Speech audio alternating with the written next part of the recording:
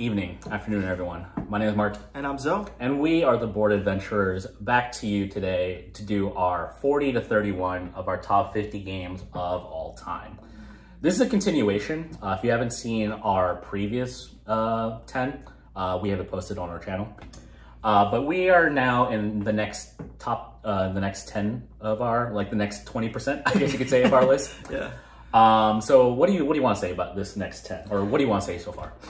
So far, I'm really enjoying learning what's on your list so far. Yeah. And I think this is kind of where the crossovers, I think, is going to start. Start here? Yeah. Okay. That's kind of where I'm not sure. This next 10 isn't as spicy. But really? If I had to pick a theme for my top 10, it's a mix of old favorites with a sprinkle of new. Really? Yeah. That's my theme. I would say the same. Yeah? Yeah. Okay. Well, I'll start with my number 40. So my number 40 is a game that I really enjoyed and I really want to play way more. It really put this designer on the map for both of us, I think. Bruno? No, it's not. Okay. This is Grand Austria Hotel. I think this is a game, because we are not dice placement people. But this is the game that made us go, we should play more dice placement games. It just really works. You're in a hotel. There's dices there that corresponds to specific actions, and you choose those and put it different places in the hotel to get certain things and play out certain things. And I really enjoy the dice placement aspect of it. It just really works for me. And I haven't played it again since the time we played it last year. But I really want to play this many times more. And I think it would shoot up my list, I think, with subsequent playthroughs. But it's something that I really enjoyed. Yeah, I think just the theme of managing a hotel just seems like such a boring theme. It does. But it makes it so engaging, what you do. You're always trying to think 2 steps ahead, like just naturally. Yeah. Yeah. Grand Austria is great. Cool. All right, my number 40 is a crossover from your previous list. Nice. I don't know if it's a crossover. I don't know if it's a crossover. We can say it. Well, my number 40 is Cascadia. Okay. Did you talk about it? No, it didn't. I think you meant list. Meadow. Yeah, that's my mistake. Cascadia is my number 40. It's a, you could say maybe an introductory tile placement game. Yeah, maybe you could say that. This is a game, I think, from Flat Out. Yeah. We got this maybe back during the pandemic, and we've been playing a lot of it. Basically, you're trying to build out your environment, I guess you could say, or your island, or whatever it is. Yeah. And you're doing it trying to get 5 different victory conditions. So you have bears that want to get paired with each other. You have elk that want to herd together. You want birds that either want to be so separate or in a flock. Then you have, I believe, foxes that want to be solo, or they want to be next to adjacent creatures. Yeah. And then you have the salmon, which want to be in a whole stream. Yeah. And being able to kind of like get all 5 of those like symbols to work and get you the most optimal victory points is wild. Because I just love that every time you pick, you have 4 tiles to pick from, but each of those tiles is associated with a certain token. Yeah. That token has to go onto your board. So you're not only picking just for the tile, you're picking for the token. Yeah. And then also you have these little pine cones that let you take any one thing with any one token with any one tile. It provides you such good choices in this game. I feel like as I keep playing it, I'm loving it more and more. Yeah. I was surprised it made my top 50 because I thought I had fallen off of it, but Cascadia is here to stay. Cascadia is my number 40. Cascadia is a good game. It just missed my list again. I think it's somewhere in my 60s. Okay. I'm surprised by how much I enjoyed Cascadia, because I thought I would hate it, because the last game the game they designed before Cascadia, which is Calico, is probably one of my most hated games ever. But I think it's actually the better of the Tableau or build-in games that they made. It's good. I'm not a fan of title placement, but apparently Cascadia was the one that broke the mold going. Nice. So my number 39 is a party game. One that I really, really enjoy. This is Decrypto. This is Decrypto made your list. Decrypto. I really enjoyed Decrypto. Oh, it is a word-based deduction party game that I really, really enjoy. How would you describe Decrypto? Yeah, I'm hesitant to say it's a party game. I would say it's party adjacent. I think you need a party. You need I think the best to play it is at 6. I agree once you get more than that, you start to get a little muddy on everything. Yeah. But 6 is a good number, I think, to have for Decrypto. But a party game, yeah, it's like a heavier party game. It is. Yeah. It takes the deduction word game and makes it more interesting for me because stuff like code names just doesn't hit for me as well. But I think Decrypto really, really works because it adds more of a deduction to it than code names, at least for me. Yeah. I'm surprised you like Decrypto. I like Decrypto a lot. But yeah, that's my 39. Okay. Well, my number 39, I want to say, we haven't talked about it yet, but it's going to be a crossover. I have a feeling it's a crossover because you love this game so much. What if you said What if I said it was Radlands? This is a 2-player game. Oh, it's been on my board. This is Watergate. Watergate's it's a thematic, almost like you can't really say historical. Oh, maybe. Yeah. There's information on the cards that maybe give you gives you the name of some of the people that are part of the Watergate, but not too much. But it's a beautifully designed push and pull game. Yeah. Where you're trying to either as Nixon end the game as fast as possible, or as the reporters try to prolong it so you can connect people to him. This game is great. If you haven't watched our 2-player games list or our review on it yet, go and do so. But Watergate's a great game. I'm not going to belabor it too much. This is my number 39 Watergate. Nice. Definitely going to have more to say about Watergate. It's definitely on my list somewhere, but I love Watergate. Yeah, you did. My 38 is another crossover. This is on this list. Not from this. This is general. It was on your list last video. But this is a game that we played for the first time this year, very recently. This is Comic Hunters. I really, really enjoy Comic Hunters. It is drafting the game, essentially. It's just 4 different ways to draft cards. Yeah. And that's kind of the game. It's surprising. I thought it would be, very mechanical. But this game really hit in a way that certain games that are just mechanic based don't. But maybe that's the beauty of it, is that it really went well into how the mechanic came in, and the theme was kind of like as a secondary thought. But the theme does work well with it too. Yeah. And there's for me personally, there's an added nostalgia aspect to the game that I really, really enjoy because I collected comics my whole life essentially.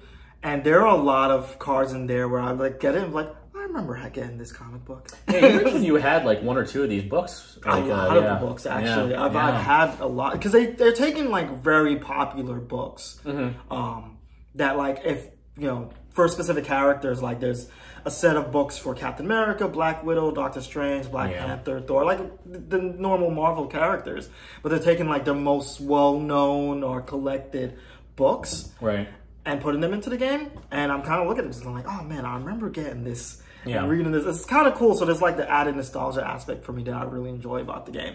Yeah. But yeah, it's a great drafting game. I'm sure we're gonna review it and have a lot to say about it. Yeah, too. I think so. I think this is gonna be pretty high on the top 10. I think. Yeah, we're definitely gonna be talking about this game many times. Yeah. But yeah, that is my number 38. Nice. Comic Hunters. My 38 won't be a crossover, I don't believe, because I don't think you've played this game. But this is, I'm going to say this is the highest roll and write that I have on my list. And this is Riverside. Riverside's right here. I played this game. The point of Riverside is you're rolling these die and you're taking a cruise around this scenic winter village or winter landscape. And when you roll the die, the middle value, so you roll 5 die. You're gonna then sort them into ascending order. The middle die is the amount that the ship moves down down the river. Yeah. Then you can do a you can do an activity based on your range from where your ship lands. So within 2 of that space, you can do a certain symbol. And that symbol will let you cross off stuff on your board. This game is, I don't know why I don't like roll and writes as much, because sometimes it just gets a little too monotonous. Yeah. But I do love the travel aspect of this game. And I love that you can keep crossing off things, and there's ways of you mitigating your roll. So if you go higher than the middle die on that ascending order, it's actually an outdoor activity, so it actually is warmer. So you have to cross off certain parts of a die on the top for you to be allowed to go on the higher die action, because it's it's more powerful the die. So you're tempted to go lower because it'll be it's something that you don't have to keep crossing off because you only have a limited amount. Okay. So there's mitigating factors. It gives you a great amount of choices to play with. Riverside's a great roll and write. This is possibly my favorite one, so if you haven't found this one, check it out. Riverside's a great game. This is my number 38. Nice. I'm curious to try it out. I haven't found a roll and write that really stays with me yet. I feel like some roll and writes get old after a while. Their replayability is that's the issue that I had with a lot of like roll and writes. Like I do like cartographers. Cartographers did not make my list, unfortunately. But Riverside is so good. Nice. I recommend it. Cool. Good stuff. So my number 37 is another comic book based game. I don't think it's the highest on my list, but it's one that I really enjoyed. I play a lot solo. This is Marvel Champions. Oh, nice. And this is inclusive of all the expansions and additional decks. Because I think the fun of Marvel Champions is the base game is fine, but it's the additional stuff that's really good, and thematically it really, really, really works. Yeah. Like the additional decks that you get feel so much like the character that you're playing. It was really cool. Yeah. Like my favorite to play is actually Star-Lord. Okay. Because his thing is like he's gambling. So you can do additional things, but then each time you do it, you're pulling out a card from your opponent face down, and then when you end the turn, everything is flipped over. Really? So it's kind of like Star-Lord is like high risk, high reward kind of thing, and he's frustrating to play with other people because you're like, stop pulling from the enemy. Yeah, okay. But you're like, so you're adding more to the fire. Yeah, but you can do so many. It's just every character that you get that you play expansion wise, you could do cool things. Like Quicksilver is awesome because you have a bunch of cards. You could play a bunch of cards, but they're low cost, so you could do many things. But then stop. They don't do a lot, but you just do a lot of it. Right. It's cool. Every deck is thematic. I've heard Quicksilver is one of the more popular ones to play with when it comes to Marvel Champions. Yeah, he's cool. It's if you're into Marvel characters and want something that's super thematic and like really speaks towards the character you're playing with, I would highly recommend Marvel Champions. Because I'll read the rule set for the new character and be like, wow, this really feels like the character. Yeah. It's cool. I really like that aspect of Marvel Champions. It is way too long for what it is, and it's super difficult. Yeah. I feel like once you hit 3 players, right, it scales the amount of health, right, for this thing? It's not for even, the villain? Yeah, it's not even fun anymore. Yeah, I've heard you, like, optimally, this is play, like, 1, 2. I haven't played it enough for me to put this on my list, but I've heard, like, once you get past 2 players, it gets monotonous, and it gets crazy long. Yeah. Oh, and not to keep going on Marvel Champions, but if you play Rocket and Groot, they play best together. Oh, really? They work really well together. Oh, that's really cool. It's so cool thematically. It's great when designers really look into their like mechanic and the theme, and they integrate that very well. Yeah. And Ant-Man Wasp, their card, you can flip it over and make it bigger. Yeah, I've heard the Ant-Man card folds out. Yeah. And I was like, oh, that's kind of cool. That's amazing. Every deck is super cool towards a specific card. It would have been cool if like the Ant-Man card, you can shrink it down, like folding it I would love that too. That would be awesome. But yeah, that's my number 37, Marvel Champions. Yeah, nice. My 37 is a game we've reviewed on this channel. I guess like a slightly older game. But this is you can play this game up to 5. Optimally, I think I'd play it 3 or 4. This is a deduction game. A game that can be as short as 30 minutes, but maybe as long as an hour, depending on the analysis paralysis that goes into this game. This is Cryptid. Cryptid is a game where you're trying to locate the cryptid on an island, and you have a layout of a board. You have two simple actions. You can ask someone, "Hey, it's like, can the cryptid be here?" Based on your prompt, you know, because each person of the players at the table have one piece of information. Once you deduce what their information is based on how you're playing pieces out, you can then determine where the cryptid is, because it's the only one that will match all three. Yeah. This game is just so beautifully designed. It's so simple for what it is. It's just, I ask a question. If you say no, then it goes to the next person. If you say yes, I have to put somewhere out that says it can't be there either. Yeah. And then it keeps going until you do the second action, which is, I think the cryptid is here. Everyone reveals if it's correct by placing a piece out, and then if it's correct, you win. If it's not, the game just continues. Yeah. It's just, I love simple mechanics in games that create a lot of crunch to it, and Cryptid is one of those games. This is my 37. This is Cryptid. It is one of the best deduction games out there. It is deduction at its purest form. It is simple to play, but also you play around and you're like, I don't want to look at anything ever again. Yeah, it's just like, after you go around, it's like, I feel like I just went through a gauntlet. It's like, what did I even think of? I was like, it's like you said yours was, I thought yours was a desert, but instead it's not two from a bear. I was like, oh my gosh, this is crazy. Playing Cryptid is like feeling like for an hour you try to solve pi.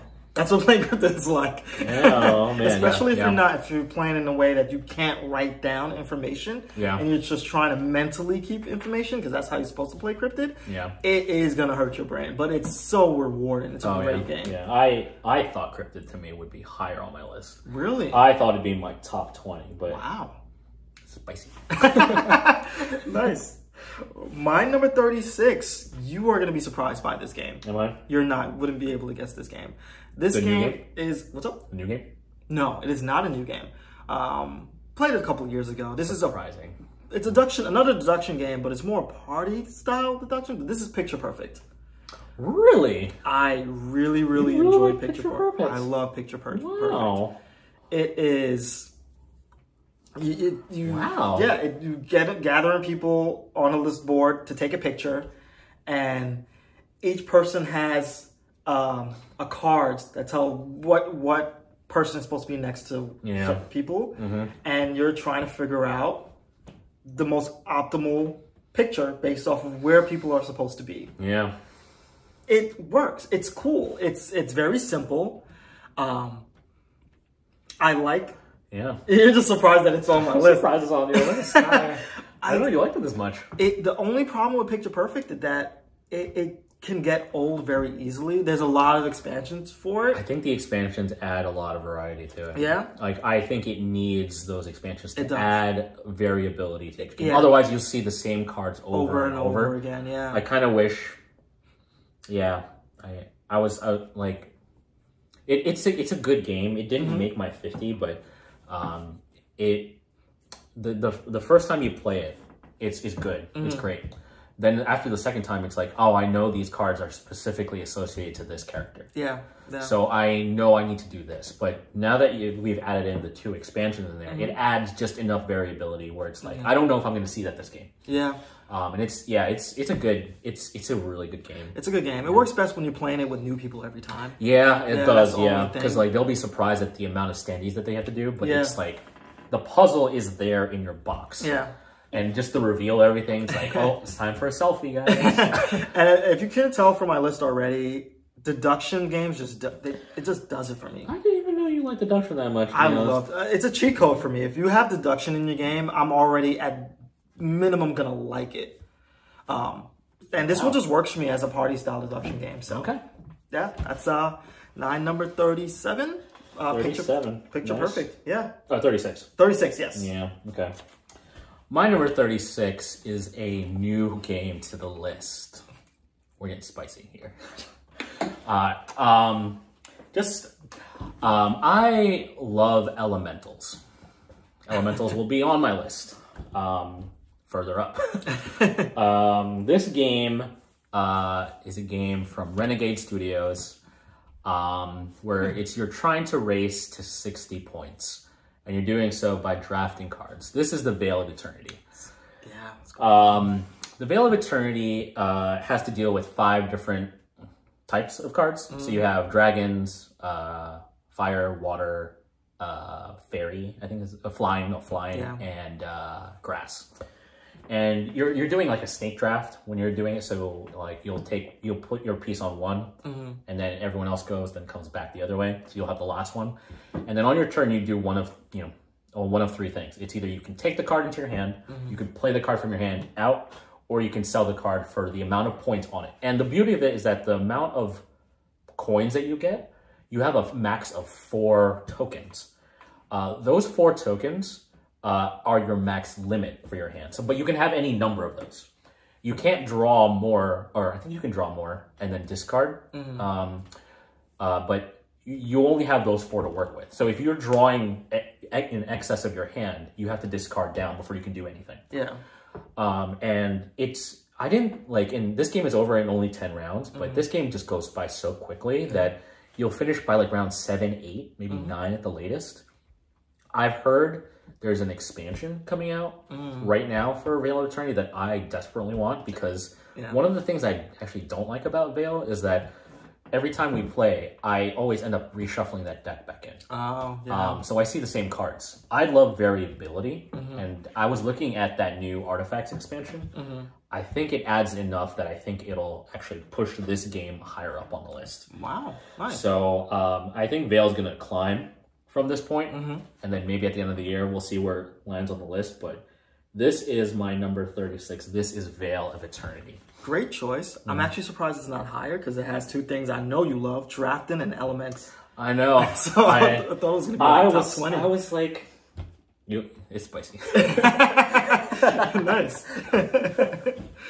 Cool. That's a good choice, though. I like Veil of Eternity a lot. Yeah. My number 35 is another game you would not have guessed be on my list. It is a 2-player game that I disqualified from my 2-player list.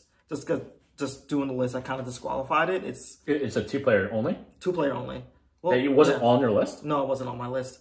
This is Magic the Gathering. Oh, wow. I really like Magic the Gathering. It's a game I played for the first time in middle school. But my friend group at the time, Yu-Gi-Oh! Was the rage then. So we didn't play Magic the Gathering much, and then kind of played a little bit more as I got older. But I really enjoy it. I think it is one of those, it's a classic card game that's utilized in a lot of the board games we play now. Like Summon of Wars gets a lot of what it does for Magic the Gathering. So, yep. It just really works. The only issue with Magic Gathering is that you have to financially be in to get into Magic Gathering. Those decks can be, they can be very expensive. Like if you buy a lot of them. Yeah. Or maybe not expensive, but like it adds up. Oh, 100%. Yeah. So if you're in the same shoes I'm in, where it's just like, I'm not financially going to dive into Magic Gathering, play the apps. The apps are really good. It's a lifestyle game, but like some people really love Magic. And it's a great mechanic. I really like it as a battling system. Part of me, like, I'm just not a fan of the whole tapping the lands tapping and untapping? Yeah, like I feel like a lot of your game is you're subject to just the land that you have. And I wish there was like a better way to cycle that out. Yeah. But that's just my own preference. I totally get it. Yeah. And I'm not a deck building fan. Usually these type of games, I'm like, just give me your base deck and I'll play that. But I actually really do enjoy deck building and Magic the Gathering and combining 2 different types of elements, like doing a water deck with a death deck or a black deck. Yeah, I do like that aspect of I think whenever I've done deck building, red-blue is what I've always built for. I love the quickness of red with the kind of like card draw-ish kind of ability of blue. I like the green-black. I like the earth mixed with death. Dangerous. It's cool. Yeah, I hate green-black so much. It's cool. It's just like, I can't kill these things. I can't keep them back. And then you sacrifice it and put it out big. It's cool. I like green blacks a lot. But that is my number 35, Magic the Gathering. 35. Wow. Okay. My 35 is the crossover from the previous list because I mixed it up with the other nature game. This is Meadow. Nice. Meadow. I remember when this first came out. I was very excited to play it, and then when we played it, it still hit for me. I think I'm one of the few in our group that likes it the most. A lot of our group, like they're not really as enthralled in it as I really was hoping they would be. But it's kind of like everything that you had said. There's a grid of 4x4. You have 4 different tiles that you can insert on the side of the board that kind of like clock in like almost like a fence post. Yeah. Which I think is like thematic in that way. It's supposed to be like fencing and everything. Yeah. And then you either pick the top or the bottom of that tile that you place in there. So you can take the card that's on that section, or you can take the bottom action. Yeah. And then each of the cards, I love that like when you have symbols, they can like be absorbed into the next symbol up on the board. So like if you have a caterpillar, you can turn it into a butterfly. And then a butterfly, I think, is eaten by some sort of animal. And then that animal has, another, transition into something else where it gives you just points on points on points. Yeah. Meadow is just one of those games where it's just very chill to play. It is. Like, I'm sitting by a campfire and I have both the frog and I have the butterfly. I claim this 1 token. That's victory points. Yeah. I'm gonna go on a walk. I'm just gonna, take this. I'm gonna take my, my binoculars. I'm gonna go on a walk and I'm gonna take this card. Oh, and I get victory points for that. It's a great game. Meadow is a very chill game that has crunch to it. A game that like unfortunately hasn't gotten a lot of play recently, but I still think about it. Yeah. And that's what kind of like goes off of its staying power. Yeah. So this is my number 35. This is Meadow. Nice. So my number 34 is a game that we reviewed this year, that we played for a while. We had this game for a while. This year? New game? No. But we played it long, like before the pandemic started, I think. Okay. But every time that I played it, I like it even more and more. And it's just really, really solid. It's viticulture. The theme is cool. Just the winery, kind of building the winery kind of theme to it. I like that there's 2 different errors. Like there's the building up the winery. And there's like the summer phase. The summer phase and the winter phase, where I think it's like building up the winery, then running it kind of aspect to it. Yeah. I really like that, switching up. I like the grande worker aspect of the game. I think that's really, really cool. Yeah. I think a lot of it just works for me. And I've never played, I know we played the Essential Edition of Viticulture, so I've never played the regular version, because I know the Essential fixes a lot of the problems. Yeah. But it just works for me. All the things that I love the year track on Viticulture. Is cool too, like when it comes to Stonemaier games, because it's a Stonemaier game. Yeah. They're very. I'm on the like the high and lows of Stonemaier. I love some of their games, and I'm just like very meh on some of their games. Same. Yeah. Viticulture is a great game. It's definitely one that definitely play if you can get a chance to. Cool. Nice. All right, my number 34, I have a feeling is on your list because this is one of the oldest games that got us into the hobby. This is Lords of Waterdeep. The fact that it's at 34 to me is just showing its staying power.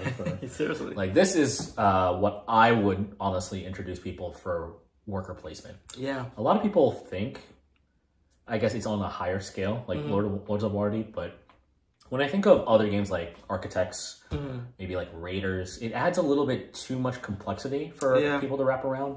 Lords of Waterdeep, to me, simplifies the actions that you have. It's just, you place it on a location, you get the quest, you get the resource, you get to go first. It doesn't, add too much mechanic where it's like, oh, well, I need to play this card now. And that card lets me do a secondary effect. Yeah. It simplifies it to just one action to a location. Yeah. And I think that's where it becomes the most palatable. And that's just where I came into this hobby, was that I first played Lords of Waterdeep, and I thought, man, if board games can do this, I want to see what other games can do. And this is kind of like the main delve into board gaming. So this is my number 34, Lords of Waterdeep. Nice. I totally agree with everything you said. And Lords of Waterdeep is one of my favorite games. Definitely going to talk about it later. But I agree with that. I know you love this game. I love that game. Yeah. I agree that, like, if someone not into hobby gaming but curious, it's like, let's play Lords of Waterdeep, because it's going to teach you what you need to know to play pretty much almost every other game. Yeah, I think, like, because you have card hand management, you have worker placement. You don't really draft, but, like, it's like also you have, like, I think just the idea of not being able to go where you want to go is enough to open that door for all other games. 100%. Yeah, because like a lot of times it's like Monopoly or like Clue. It's like I can go wherever I want. There's no restriction. Lords of Waterdeep just adds the restriction. And that's enough to be like, oh, this is what's possible. And yeah, that's great. Cool. Good choice there. And my number 33 is another game that we reviewed this year. This year. This is sort of, yeah, I guess so. This is White Castle. The White Castle. We played this game. When we first played it, you definitely liked it more than I did. Yeah, maybe. But every time we played it, I liked it more and more and more. And it does a thing that another game on my list does. I'm not going to say what game it is. But it made me realize, oh, this is a game in which you want to prolong your turn. You want to do as many things as you can in your one turn. I was like, oh, that is the point of this game. And it really opened up this game for me. That I really enjoy it. You're just stretching out your actions. Like, exactly. Yeah, I want to do something that gives me this action, that lets me get this resource. Yeah. Because you want things to cascade into each other, to give you things, to give you more options to do other things later on. And I was like, oh, that's how you play this game. And then as soon as I learned that, this game shot up for me. Went from like, it's a play, it's good, to like, I think I love this game. So, yeah. Oh, wow, yeah. I made your 33. That's wild. Yeah, 33. Nice. White Castle. Yeah. 33 for me is another oldie but a goodie. This is the second to highest co-op game. I have third to highest co-op game I have on my list. I believe, yeah, third to highest. And this game has a trader mechanic in it. I think I know what game this is. Yeah, you think? Shadows of Camelot? No, this one is Dead of Winter. Oh, I've never played Dead of Winter. Oh, you haven't played Dead of Winter? Nah. Oh, this is a Crossroads game. So, Dead of Winter is a game where you're trying to survive a zombie apocalypse. And you're a group of, like, people, and you have a certain quest that you need to perform for each game. So you'll draw a quest. Each person is then going to get a role. And you add one trader card into it. So there's a possibility of a trader in this game. So again, you might not have a trader. And then you play your turns trying to finish off the quest that you have. Whether it's, I think there was one where you had to survive like 10 rounds or something like that. But then it gives you a special effect where it's like every round you spawn zombies at certain parts of the doorways. And then you do so by like, there's 5 locations you can go to, and each of them give you either medicine, food, guns, utilities, and they all pertain to certain things. And the beauty I think that this game comes in is that whenever you move from any one location to another, you need to draw one of these crossroads cards. Kind of like, it's like a roadway card in like Gloomhaven. So you'll read it out and then you'll make a choice. When that choice is made, you'll flip it over and you resolve the effect. There's some people that don't like Dead of Winter for that trader mechanic, and there's another reason was that whenever you move from a location, you have to roll a zombie die. So this is like this red die, and it tells you how much damage you get moving from location to location. The issue is that sometimes you're gonna get you'll have a little tooth mark on one of them. That shows that is it tooth or a bite mark? I'm not sure, one of the two. The tooth mark, I believe, shows that your character dies moving from one location to another. That lowers your morale. If your morale ever hits 0, you immediately lose the game. So, but you can immediately replace your character with another character if you have no more characters. There's some finicky stuff about Dead of Winter, but I really love the crossroads aspect and the survival and to be honest, the trader mechanic. We might see another one later on this list, but this is my number 33. This is Dead of Winter. Dead of Winter is a game I really want to play, actually. I've never played a Crossroads game. I think Plaid Hat has started to grow on me more recently this past year. I am excited because I backed the Wandering Galaxies, and then I ended up going for freelancers. Oh, you got freelancers. I got freelancers too. So hopefully when those come in, we'll table it. Yeah, so I've heard really good things about freelancers. I might pick up that pirate one. Forgotten Waters. But good nice stuff. So my number 32 is another 2-player game. One that played for the first time this year that really, really, really surprised me. Made it pretty high on my list. This is Sobek. This is a game that it's a Bruno Cathala game, which is I would say is probably my favorite designer at this point. That really works. You have like a board with a bunch of resources on it, and you have an Ankh piece. Yeah. That when you play out the Ankh piece to get resources, you orient the Ankh piece a specific way, and that's signified based off of the piece that's on the board. And where that Ankh piece is oriented dictates where your opponent, the resources your opponent can pick. That's and right. Just going back and forth, collecting resources, collecting ability cards that let you do things. And it's a very clean design, but it's really fun. And I like the Ankh piece a lot and how that's used in this game. Yeah. It just works for me. I know we played another game from him recently too, Donuts, I think. Donuts. It has a slightly similar aspect, but you're now doing like almost like a Connect 4 type of mechanic. Yeah. That wasn't as good as Sobek, I think. Yeah. Sobek is a very solid game. I love Sobek, But yeah, it's a game that I really, really enjoy. If you like 2-player games and you like Bruno Cathala, I highly recommend that game. But yeah, that is my number 32. Nice. My 32 is, again, an oldie but a goodie. This is a game that we reviewed on this channel last year. This is Pan Am. Wow. Pan Am, is 32. So good. Pan Am is a game where, I guess you could say it's economic, right? Because you're trying to get stocks. Yeah. And I think the stocks sell at the very end, if I remember correctly. But what you're trying to do is you're trying to get planes out in Pan Am's absorbing line. So it's done by placing airplanes. Like, so you roll die and it shows how much Pan Am's going to absorb on a certain line. You're trying to pay enough so that you buy a line between 2 cities, so that when Pan Am absorbs you, you get the money for it. It's great because it's like, you don't want to, the beauty of this game is that when you buy lines, you want to buy it so that it's absorbed enough so that you can get the planes back to use for other lines. You don't want to build your line out too far because then Pan Am's not going to be able to get to it. Yeah. So you want to build close, but your opponents are also trying to do the same thing. And it's done by like, there's a little bit of randomness in the die, but it's just like, I love that there's an initiative track, so like turn order isn't always set either. Yeah, that's true. So then you're drawing, city cards. Those can be used to pay for airports or pay for lines that you can play for. But those colors aren't associated with just that one line. You can pay it for another line, but you just need to pay more. I love the variability and the multi-use of what you can do in this game. Yeah. And then I was actually surprised Pan Am made it this high up my list. I'm so surprised it's on your list. And I know we both like Pan Am too. I'll definitely like Pan Am. It's a very solid economic game. Yeah. Didn't make my list. I think it's somewhere in the 70s. Pan Am didn't make your list? No, it didn't. I like it. I think really? The more times we played it, I was like, this is good.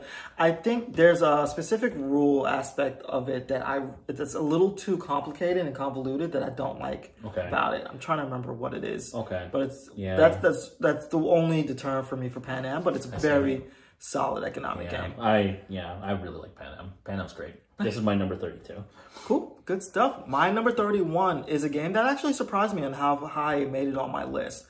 But the more I thought about it, it makes a ton of sense. I like narrative in board games, and I like a really solid narrative. And this one adds deduction to it too, so it just really hits for me.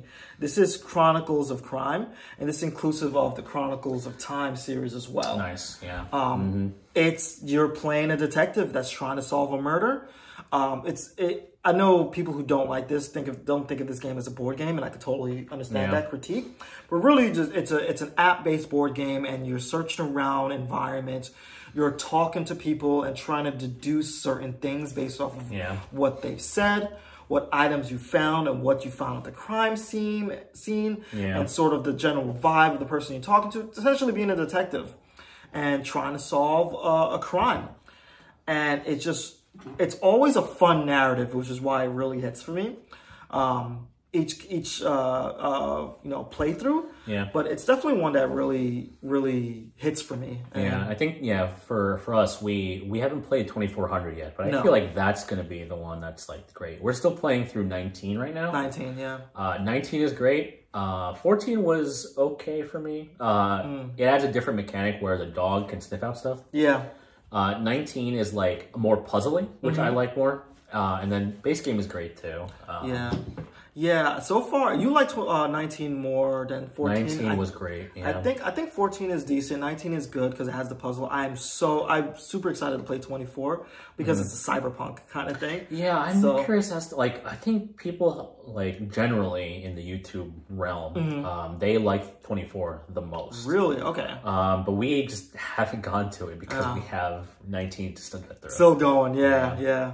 But yeah, that's my number 31. Chronicles of Time. Chronicles of Crime. Wow. Okay. All right. My 31.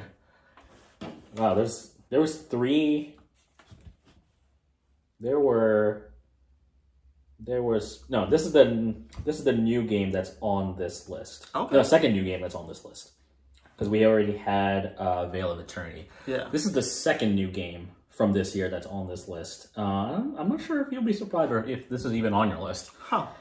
This is a very simple 8-round game where you're drawing tiles or you're drawing these little cards and you're scoring in reverse order. Oh, okay. This is Far Away. Yeah. Far Away has gone to the table a lot this year. Yeah. Our group really has enjoyed this game. The idea of it is that you have 3 cards in your hand, you're playing one out. The second card that you play, based on the first card, like the previous card that you played, if it's higher, you get one of these side cards that give you either a symbol or a scoring condition or both. And then you're playing out 8 cards. At the end of the game, you're going to score, so you're playing 1 to 8 consecutively in your tableau. At the very end of the game, you're scoring from the back all the way to the front. We did a review of this if you want to check that out, but it's that question of if my 8th card has 4 symbols on it, I can't score that card unless I have a lot of symbols on my like side cards. Yeah. In order to draw those side cards, you need to have a card that it is higher in number than the previous card. So the question becomes, do I go for the symbols or do I go for the consecutive? And a lot of the times they don't coincide. You either pick a card for the symbols or you pick a card for drawing another, symbol. Yeah. And that's where the beauty of this game comes in. It's so easy to get through. It's like a half-an-hour game. Yeah. But you get so much crunch in this game. This game is great. I could see this going up the more we play with it. This is my 31. This is Far Away. It's a great choice. Yeah. Might be higher on my list. Oh, really? Yeah. Wow, I didn't know you like Far Away that much more. Far Away. Okay. Cool. Well, that is our 40 to 31. That was a fun one. I'm curious to see the rest of your list, honestly. I am surprised as to what I've heard so far. Yeah. I don't know what's in your top 3 now if all your 2 players are here. That's true. A lot of my 2 players, the lower end. Yeah. But yeah, cool. That is out of our top 50 games of all time, 40 to 31.